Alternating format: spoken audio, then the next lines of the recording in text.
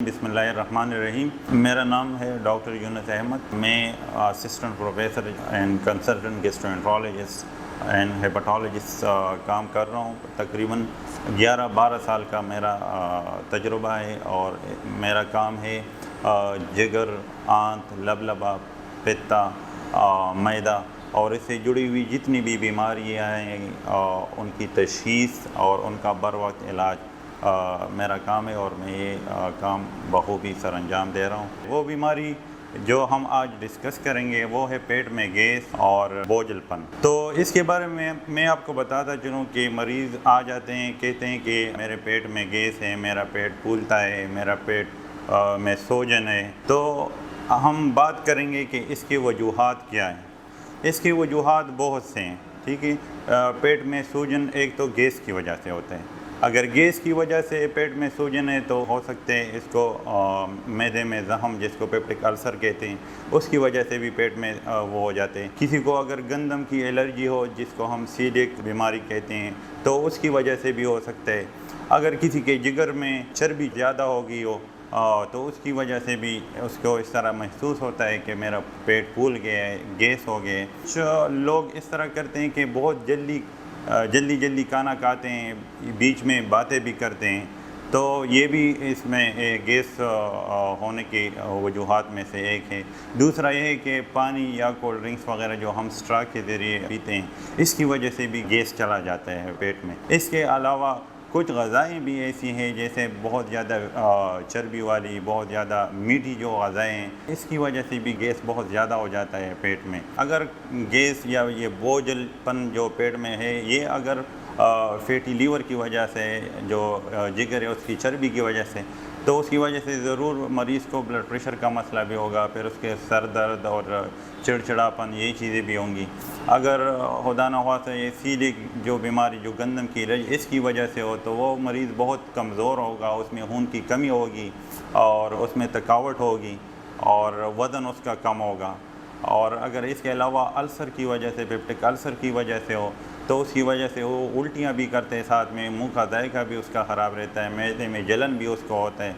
तो ये चीज़ें इसके साथ हो सकती हैं। अगर मरीज़ को परस करें पेट में इस तरह बोझलपन है और गैस, वो कहते हैं कि मेरे पेट में इस तरह गैस हो जाता है, मैं कुछ खाता हूँ पेट फूल जाता है, तो अगर इसके साथ कुछ अलामात ऐसी होती हैं जो ख़तरनाक अलामात हैं, अगर ये हो तो उसको फ़ौरन से भी पहले डॉक्टर से रुजू करना है। वो ख़तरनाक अलामात ये है, अगर इस गैस के साथ उसका वज़न कम हो रहा हो, अगर गैस के साथ उसको उल्टियाँ हो रही हो, और अगर इसके साथ उसको खून पहाने में खून जा रहा हो या खून की उल्टियाँ कर रहा हो, अगर उसका सांस फूल रहा हो, अगर इसके अलावा और उसको कभी उसका पेट सख्त हो जाता है, कब्ज़ रहता है, कभी उसको पतले पहाने आते हैं, डायरिया बार बार होता है, तो अगर ऐसे अलामात हो तो उसको फ़ौरन से पहले डॉक्टर से रुजू करना चाहिए। मुस्तनद मैदे के डॉक्टर से मशवरा करना चाहिए,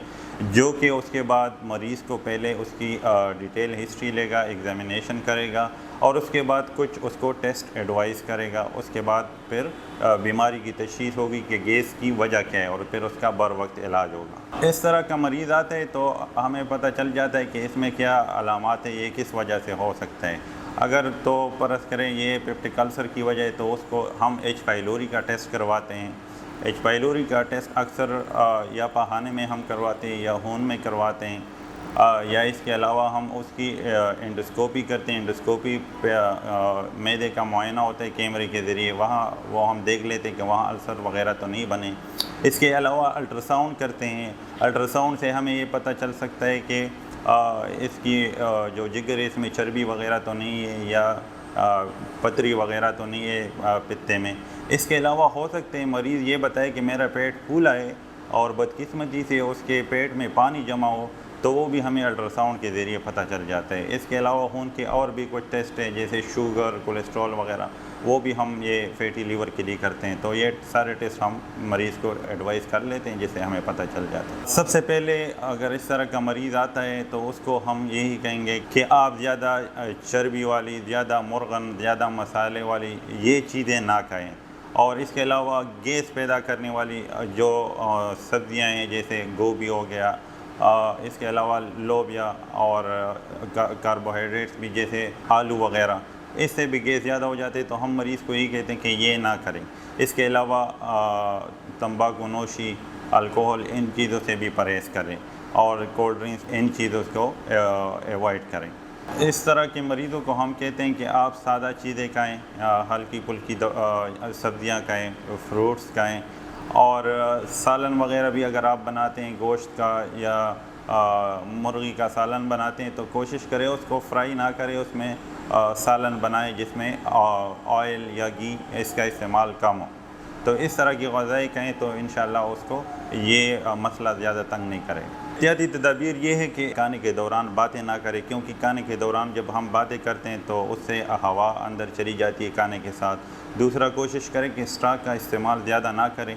और तीसरी बात यह है कि पानी रोटी के शुरू में पिएँ, आखिर में पानी ना पिएँ, ठीक है। और दूसरा ये कि पेट भर के खाना ना खाएँ, एक हिस्सा छोड़ा करें। दूसरा यह है कि खाने के फ़ौरन बाद ना सोया करें, खाना खा के 5-10 मिनट ये चहलकदमी करे तो इंशाअल्लाह उसको फिर ये अलामात नहीं होंगी। अगर किसी को खुदा ख्वास्ता इस तरह की अलामात हो और काफ़ी अरसे से और उनका अफाका ना हुआ हो तो स्क्रीन पे मेरा फ़ोन नंबर है, इस पे आप रब्ता कर सकते हैं। इंशाअल्लाह हम आपको फ़ौरन मशवरा देंगे।